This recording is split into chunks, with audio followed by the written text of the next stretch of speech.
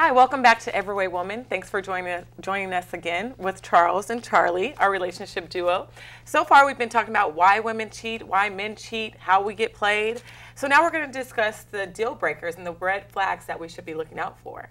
So why don't you tell us, Charles, what are some of those things that we should be looking out for? Well, there's a difference between deal breakers and red flags. Okay. Deal breakers are things that you will never negotiate on. Maybe that's religion, kids, politics, money. There's all kinds of stuff. Red flags are a little different. And number one red flag, at least for women, is no thought into the date, right? It's a big red flag. I can't tell you how many women have talked to me about, I don't understand. Like he set up this date for Friday. I got in touch with him Saturday because he just stood me up and nothing. Or it's Friday comes and he doesn't have a plan. He's like, I don't know, what do you want to do? And this is like a first or second date. It's okay to go to coffee and spend a half hour to try to do something, but if you're going on a date, like come with a plan. Right. Come with a plan. Right, right. And how about for you, Charlie? What are some more red flags we should be looking for? Well, for one thing, the communication, Okay. the respect has to be there. It's just like he said, there's one thing about not putting thought into a date. Another, which I hear an awful lot, is, you ask someone, he asks you on a date, and then you don't hear from him.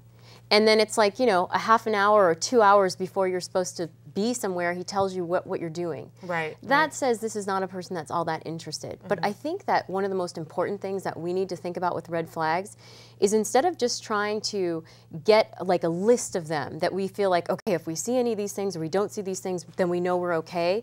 We need to actually lead with what we are wanting to experience with this person.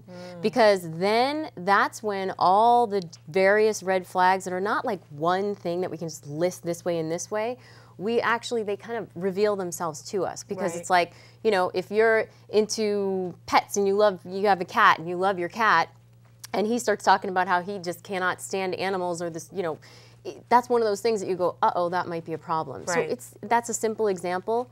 But know what it is that you're looking for. Well, and you're really talking about establishing your own core value of what you want out of a relationship and then putting that forward, right? And that's where, to your point, a lot of those red flags will automatically show themselves. And if you're not settling for second best, all those red flags will come out for sure. Right. And you mentioned that the deal breakers and red flags are different. So in relation to the deal breakers like religion and, all those type of things, how important is that? If a person is of a different religion, but they have feelings for them, what should they do? Or I think that everything, I think a lot of experts say that there are some hard-cut deal breakers. I don't think so. I think that love perseveres. Okay. So if you're in love with someone and you want a relationship with them, maybe you've said your whole life, I'm never going to have kids, ever. But then you meet the right person, all of a sudden that becomes something that you might consider.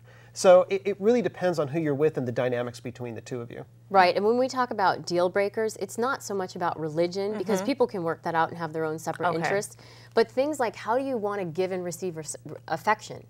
Those are the deal breakers. Yes. If you are someone who needs a lot of attention and your guy doesn't like holding hands, at some point you're going to feel totally suppressed, unimportant, no matter how much he loves you. That's a deal breaker. We got to think about the internal things, because those are the real deal breakers. It's all the little things, right? so it's that are very big important once you get in a relationship. So it's very specific to what we want, and then after knowing what we want, then we can kind of attract that. Yeah, so Okay. if we focus on that rather than this general list and think about what we want and lead with that, it's all going to be revealed. All good. Thank you so much. Okay, we'll be right back, and if you would like more information, visit us at everydaywoman.com.